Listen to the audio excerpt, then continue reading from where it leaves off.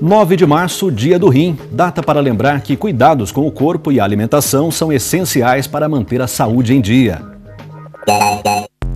No Brasil, 10 milhões de pessoas sofrem de doenças renais. Sedentarismo e obesidade estão entre os maiores fatores de risco. Na entrevista do dia, saiba como se prevenir e diminuir as chances de se tornar um renal crônico. Um mercado que só cresce no Brasil. Livre de preconceitos, os estúdios de tatuagem e as lojas de produtos especializados conquistam cada vez mais espaço e clientes. O Unesp Notícias desta quinta-feira começa agora.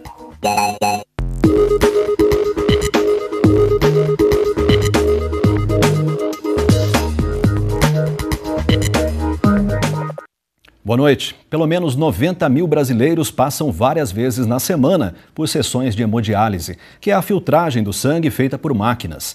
A função exercida pelo rim fica comprometida por uma série de fatores. Entre os principais estão maus hábitos de alimentação e o sedentarismo. Luiz Carlos tem 47 anos e fez carreira como representante comercial. Wilson tem 62 e uma vida na estrada como caminhoneiro. 2 homens diferentes, mas com algo em comum: a luta contra a insuficiência renal crônica. Luiz descobriu a doença há 3 anos e desde então faz sessões de hemodiálise. Com diabetes e hábitos pouco saudáveis na época, teve como consequência a doença nos rins. A minha vida era uma vida bem sedentária, como é ainda hoje, né? E a alimentação não guardava assim uma dieta, né? Do jeito que os médicos passavam para mim, né? Eu fazia acompanhamento médico, né? Foi aonde ele falou que eu estava perdendo meus rins, né? Devido a alguns remédios que eu vinha tomando, né? Então, foi assim um susto. No início do tratamento, Luiz pesava 190 quilos. Hoje, reduziu medidas e tem novos hábitos. Depois que aconteceu, né? Que caiu a ficha, comecei, né? A ver melhor a minha alimentação, né? E outros cuidados também que a gente tem que ter. Eu venho aqui 3 vezes por semana, né? 4 horas de sessão e não é fácil não. O Wilson descobriu que os rins não iam bem há 1 ano e 2 meses. O diagnóstico surgiu quando visitou um médico por acaso. Depois de 25 anos na estrada como caminhoneiro, vê no estilo de vida improvisado e no sobrepeso os motivos para a insuficiência renal. Como tem horário para ir em tal lugar, você nem come. Você vai e volta, a hora que dá um tempinho, você para e come. Do contrário, você nem come. Por causa do serviço também acabava ficando bastante tempo sentado. Sentado. E eu, como nunca fui no médico, quando fui a primeira vez, apareceu o problema. Tanto Wilson quanto Luiz têm histórico de maus hábitos e massa corporal acima do ideal.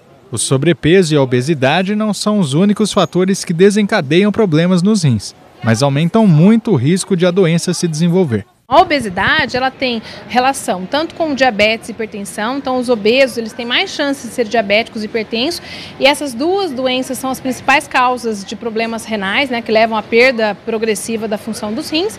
E a obesidade por si só, ela tem alguns fatores que atuam diretamente no rim.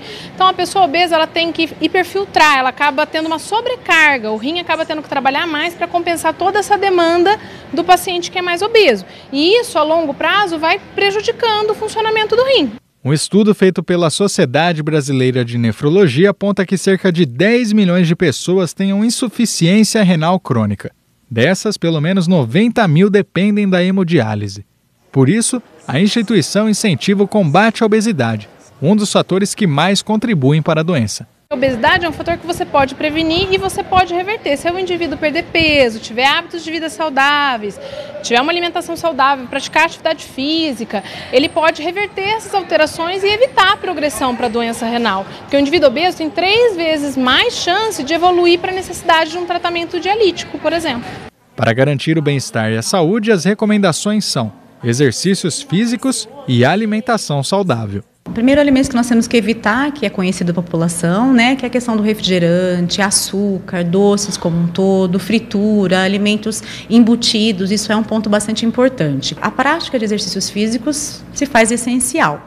Tá? Isso é bastante importante. E quando se pensa realmente em proteger o rim, mesmo aquela pessoa que está em um sobrepeso, ainda não tem uma hipertensão, nenhum diabetes, além desses cuidados, é também evitar o uso de suplementação esportiva ou em cápsula, sem orientação médica ou nutricional. E o volume de água. Quando se pensa em rim, o volume de água é muito importante para que haja uma filtração adequada desses rins. E se a pessoa já tem histórico de doença nos rins, os cuidados devem ser ainda maiores. Tem que ter todo um cuidado em relação a vários micronutrientes, então potássio, fósforo, o sódio, né, em proteína também, porque há uma perda grande proteica no próprio processo da hemodiálise. E se eu estiver falando de um paciente renal, um tratamento conservador, que é aquele que não está na hemodiálise, aí há um controle grande da proteína. Então há uma recomendação muito justa em relação à proteína, que é preciso de um profissional para fazer o cálculo dessa proteína. Isso é fundamental, porque eu tenho um rim já em perda de função. Então, a quantidade proteica deve ser muito bem calculada e orientada.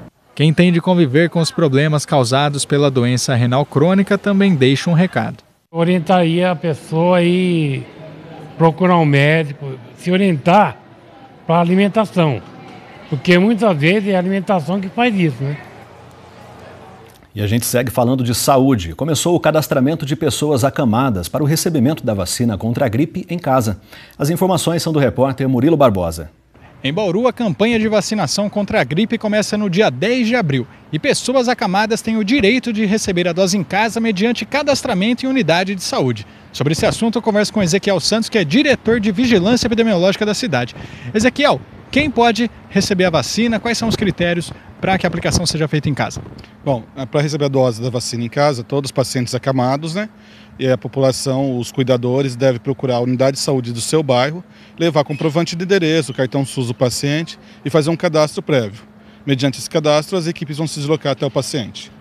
E essa visitação que a equipe faz, ela tem uma programação, é feito um cronograma? Qual é a dinâmica das aplicações? Isso, após o cadastramento das pessoas, durante o período da campanha, a gente vai estar elaborando o cronograma de visita, a gente divulga com um pouquinho com antecedência e daí a gente vai nos finais de semana nas casas com as equipes fazer a vacina nesses acamados. Ezequiel, muito obrigado pelas informações. A relação de unidades de saúde em que você pode fazer o cadastro, você confere no site da Prefeitura, acessando o link que aparece aí na sua tela. Murilo Barbosa para o Nesp Notícias. E hoje fez 35 graus, a maior temperatura registrada neste mês de março. E vem mais calor por aí. Confira na previsão do tempo. As informações são do IPMET e do CPTEC.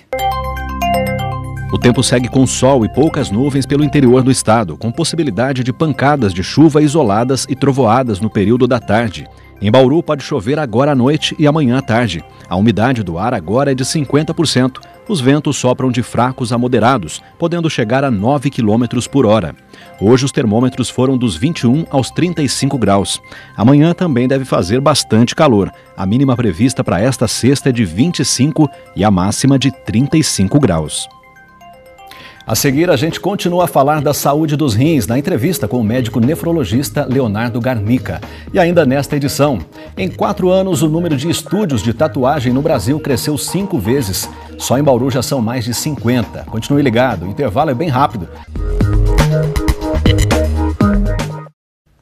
Voltamos para falar novamente de saúde. Hoje é o Dia do Rim, uma data para lembrar da importância da prevenção e da necessidade de adotar hábitos saudáveis. Por isso, o nosso convidado de hoje é o médico do Instituto de Nefrologia de Bauru, Leonardo Garnica. Doutor Leonardo, obrigado pela sua presença aqui no Nesp Notícias. Boa noite. Boa noite, agradeço a oportunidade.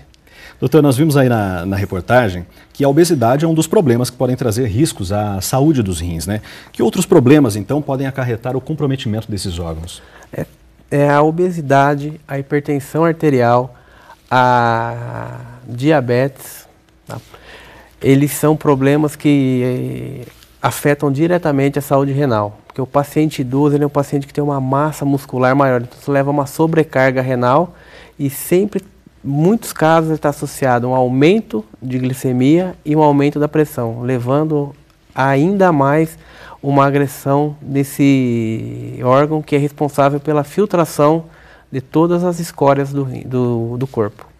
E também a grande preocupação com as doenças renais é evitar que os pacientes cheguem ao estado de insuficiência renal, que quando precisa fazer a hemodiálise.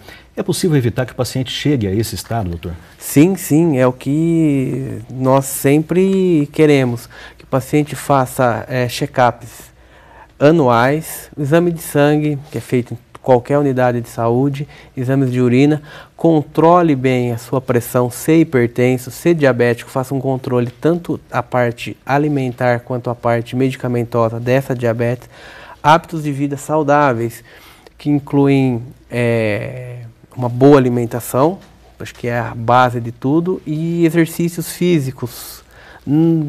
A gente preconiza que não seja atleta de fim de semana, mas que ele tenha atividade física constante, uma caminhada, uma pequena corrida, para que ele possa manter uma saúde e evite de ter não só problema renal, mas pode evitar muitos outros problemas. É importante ter a frequência dos exercícios, então. E o que acaba acontecendo, o paciente nunca procura a assistência médica ou o posto de saúde.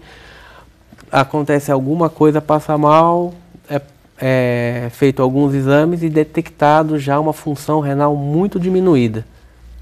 Nós temos aqui também alguns dados da Sociedade Brasileira de Nefrologia, até vimos aí no VT. Esses dados apontam que o número de pessoas com doença renal crônica aqui no Brasil aumentou mais de 100% nos últimos 10 anos e hoje já são cerca de 10 milhões de pessoas vivendo com essa doença. Por que esse número tem crescido tanto, doutor Leonardo? É isso mesmo, é assustador que a gente analise esses números.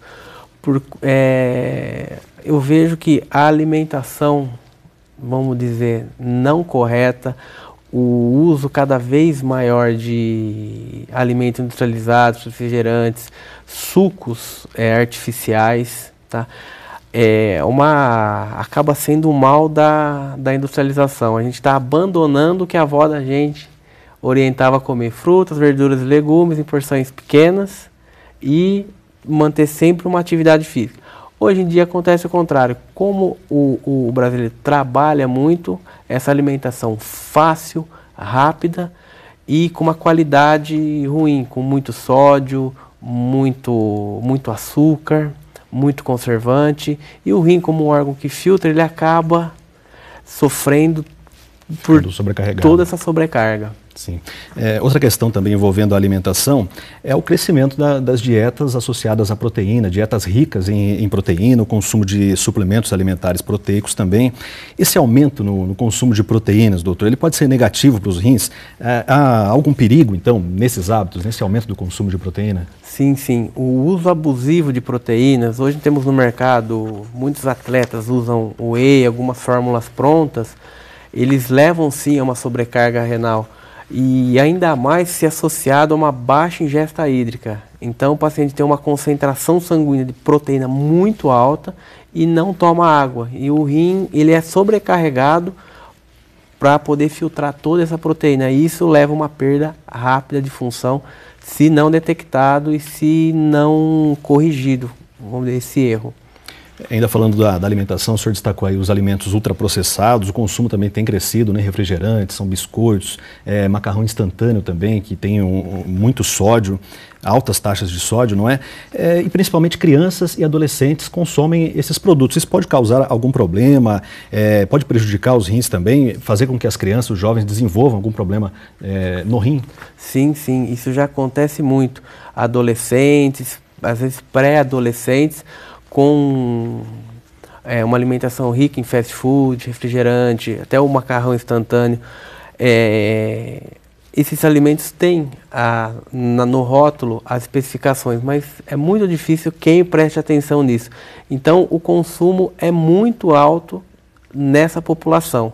E isso faz com que esse adolescente torne-se um adulto obeso ou com sobrepeso, já com a hipertensão e já uma pré-diabetes, levando ele, se não cuidar, a hipertensão, diabetes, a uma patologia que nós chamamos de síndrome metabólica. Isso acontece muito e é alarmante as nossas crianças deixando de se alimentar com alimentos saudáveis, fazendo a troca por alimentos não saudáveis. Para a gente encerrar, doutor, tem algum sintoma que a pessoa pode se dar conta, assim, algum indicativo de problema no rim, para que ela procure um médico, uma orientação? Os rins costumam não dar sintomas. Aí que é o grande perigo, a grande orientação que a gente fala. A importância do check-up anual, vai no postinho, exame de sangue, exame de urina. Quando o rim já tem um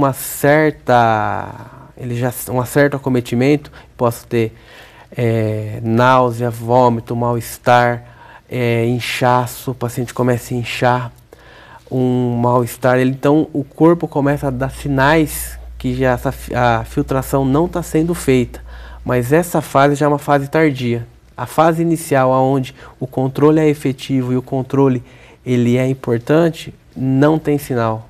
Então, os sinais que a gente acaba dizendo são o aumento da pressão, a glicemia, são sinais indiretos. Porque quando o rim dá sintoma, a função já está bem diminuída, aí o risco desse paciente vir a fazer hemodiálise é grande. Tá ok, doutor. Muito obrigado pela sua participação aqui no Unesp Notícias. Muito obrigado, agradeço a presença e a oportunidade de estar orientando os pacientes a se cuidarem mais para que esses números não cresçam dessa velocidade. Exatamente. Muito obrigado. Muito obrigado. E no próximo bloco você vai ver quem são as pessoas que investiram no mercado que só cresce em Bauru. Os estúdios de tatuagens. A atividade venceu o preconceito, mas a concorrência aumentou e para garantir o sucesso na carreira é preciso se atualizar sempre. A gente volta daqui a pouco. Um projeto para capacitação tecnológica em bambu, desenvolvido pela Unesp em Itapeva, chega a Bauru por meio de uma parceria entre a Universidade e a Secretaria Municipal de Agricultura. Hoje e amanhã serão realizadas oficinas direcionadas a pessoas que vivem em assentamentos para mostrar as potencialidades da produção e do uso do bambu como uma alternativa sustentável de geração de renda. As vagas para as atividades já foram preenchidas, mas quem tiver interesse em participar de futuros encontros deve entrar em contato pelo telefone 3279-1218. Um estudo do Sebrae revela que entre os anos de 2009 e 2012, o mercado de tatuagem despontou no Brasil, com um crescimento médio de 413%.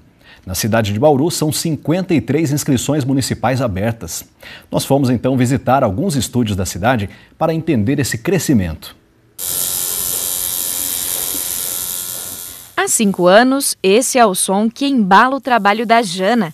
Designer de formação, ela decidiu dar vazão a uma vontade antiga, a de ser tatuadora. Eu sempre tive interesse em desenhar, em artes desde pequena. Na adolescência eu sempre fui envolvida muito com artes também e tive muitos amigos que eram tatuados e alguns eram tatuadores. E quando eu vi que eu me adaptei bem à máquina, foi o que me levou a ir mais a fundo a aprender a tatuagem. Jana foi a primeira mulher a abrir o próprio estúdio de tatuagem na cidade e acredita que o crescimento do mercado é uma resposta à diminuição do preconceito. Eu acredito que a mídia ajudou bastante a quebrar o preconceito que antigamente existia, os artistas serem tatuados, jogadores de futebol, então isso cresceu bastante. E em relação a tatuadores, eu acho que sempre teve bastante pessoas querendo aprender e por hoje ter uma facilidade maior, né, de poder estar abrindo a própria empresa, e então muitas pessoas começaram a arriscar mais. Mas ela reconhece que essa é uma área que exige atualização constante e para garantir clientes é preciso correr atrás. É uma coisa que você nunca sabe tudo, você sempre tem que estar aprendendo cada vez mais. Então é uma coisa que eu tenho muito interesse nisso, assim, é uma coisa que eu amo e poder estar me desenvolvendo nisso.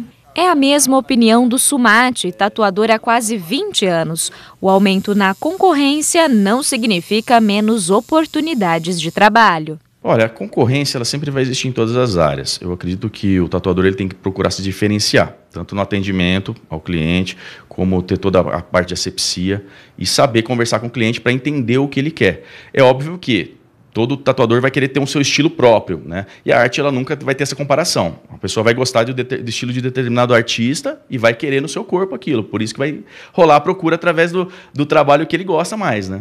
Quando ele começou a fazer as primeiras tatuagens, o acesso a materiais e cursos era bem mais difícil e o preconceito limitava bastante. Depois de todo esse tempo em atividade, ele percebe que o olhar para a tatuagem é outro.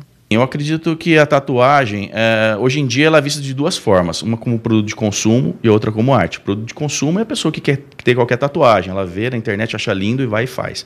A questão do cliente procurar um produto como a arte, de correr atrás do produto com ter a arte no seu corpo, ele está procurando ter uma obra. Então, às vezes, ele nem quer correr atrás e falar, vou comprar um quadro para mim, eu quero ter esse quadro na minha pele. Se aumenta a procura por tatuagens, cresce também a venda dos suplementos, como tintas, agulhas e produtos de cuidado com a pele.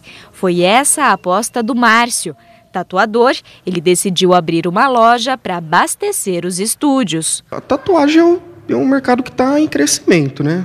Tatuagem, piercing, todo esse segmento está evoluindo, né? Como tatuador, eu senti a dificuldade de conseguir materiais, né, na região, Bauru, e a gente tinha que buscar fora, né, São Paulo, Rio de Janeiro, e sempre demorava, às vezes alguma emergência a gente ficava na mão. Mas ele foi cauteloso. Primeiro abriu uma loja virtual e só depois de ver os resultados montou esse espaço. Por isso, está confiante. Fiquei aproximadamente uns 8 meses vendendo por internet, né? Mas o problema era o seguinte, assim, tem o pessoal de fora que a gente mandava por correio, só que tem o pessoal de Bauru que preferia retirar no local e eu não tinha um lugar apropriado para isso. Então veio essa ideia, né? Consegui aí investidores, né? Alguns parceiros que ajudaram e acredito que por ser bem localizado, né? Ter uma variedade enorme de materiais vai somar aqui para a região. O Unesp Notícias termina aqui. Se você quiser rever alguma reportagem, acesse o nosso site ou a página no Facebook da TV Unesp. Tchau, tchau.